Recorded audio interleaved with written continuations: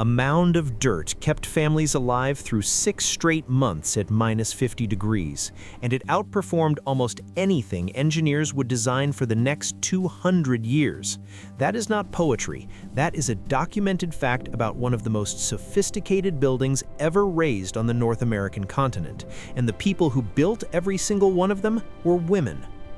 The upper Missouri River Valley in deep winter is one of the most hostile landscapes on Earth.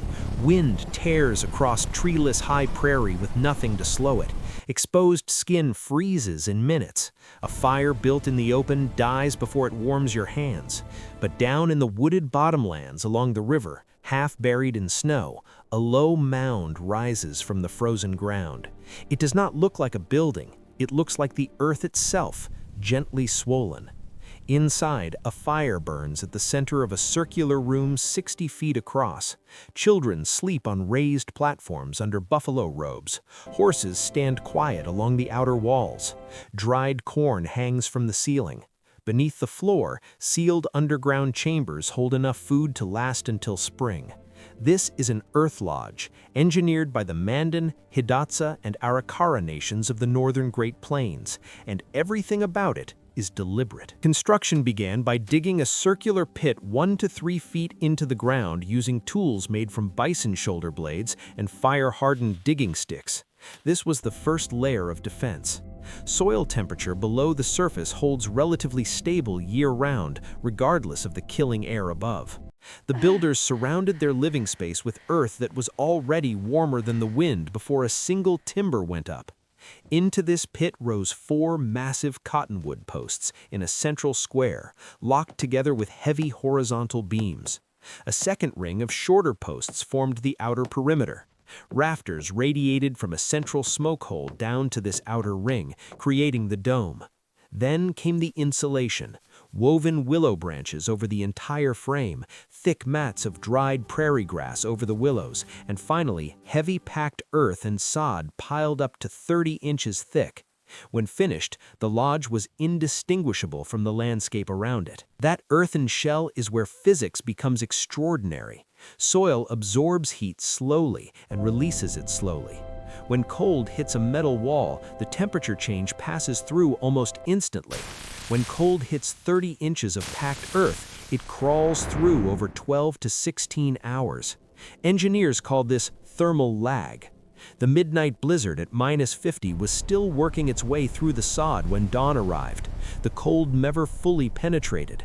The earth absorbed it, delayed it, and gave the central fire time to continuously replenish warmth from inside. Modern modeling shows structures like this reduce heating energy requirements by up to 80% compared to above-ground wooden buildings. The central hearth sat with geometric precision directly beneath the dome's apex. Heat radiated equally across the circular floor in every direction. Compare that to a European fireplace shoved against one wall, where the chimney vents most warm air straight out of the building. The earth lodge had no chimney. Smoke rose toward the opening, but the massive earthen ceiling intercepted the rising heat, absorbed it, and radiated it back downward. The smoke hole also powered ventilation. Hot air exiting pulled fresh air steadily through the entrance tunnel, feeding oxygen to the fire and preventing carbon monoxide buildup. That entrance was not a simple door. It was a covered wooden passage projecting outward at ground level.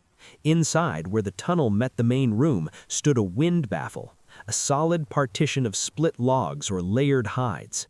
When the door opened and sub-zero air rushed in, it struck this barrier and scattered. The cold split around the partition instead of knifing across the living space. The fire never flickered. The sleepers never stirred. The outer ring between the perimeter posts and the sloping walls served as a buffer zone. Firewood filled it. Tools and supplies lined it, and horses were brought inside, partly to prevent theft, but also because a large horse produces constant metabolic heat. Several horses stationed around the perimeter became a secondary heating system, warming the zone the central fire alone could not efficiently reach. Sleeping platforms kept people above the coldest air. Cold is denser than warm air and sinks to floor level. By sleeping elevated on forked posts layered with buffalo robes, the occupants rested in the warmer, better oxygenated air above. Beneath the floors, women dug bell-shaped cache pits, narrow at the mouth, widening to 5 feet across at depths of 8 feet. Walls were plastered with hardened clay and lined with willow and dried grass. Corn, squash, beans, and sunflower seeds were packed inside and sealed. Within the closed pit, the food consumed the remaining oxygen through natural respiration, replacing it with carbon dioxide. Insects suffocated, bacteria stopped, germination halted. No management required. A pit sealed correctly in autumn opened in February with every kernel intact. That was the margin of surviving winter and not surviving it. Every lodge was designed, owned, and built entirely by women. Mandan, Hidatsa, and Arikara matriarchs supervised each phase: excavation, timber selection, frame assembly, sod application. An elderly Hidatsa woman named Wahini, known as Buffalo Bird Woman, gave the most complete account of these practices ever recorded. She described not women following instructions, but women making engineering decisions refined across centuries. They determined sod thickness, floor depth, which cottonwoods had the density to bear structural loads. They trained their daughters. A lodge lasted about 10 years before requiring rebuilding. When the time came, they dismantled it, salvaged usable timber, and built it again. The knowledge never left their hands. The entrance faced east in nearly every lodge, so the first light of the rising sun traveled down the tunnel each morning and fell across the central hearth. The 4 central posts aligned to the cardinal directions. The circular floor mirrored the horizon. The sky mirrored the dome. This was simultaneously a thermal machine and a cosmological map, survival and meaning built into the same structure.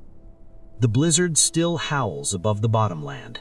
The lodge sits low and silent. Inside, the earth holds the day's warmth against the night. The horses breathe heat into the outer ring. The children do not wake. The corn waits beneath the floor. The women who made all of this did not stumble into survival. They engineered it, embedding thermal principles into architecture that modern science would not formally name for another 2 centuries. The earth was never a last resort. It was the finest building material on the northern plains, and the women who shaped it understood it better than anyone. If this changes how you think about indigenous engineering, subscribe so you do not miss what comes next. Share this with someone who deserves to see it.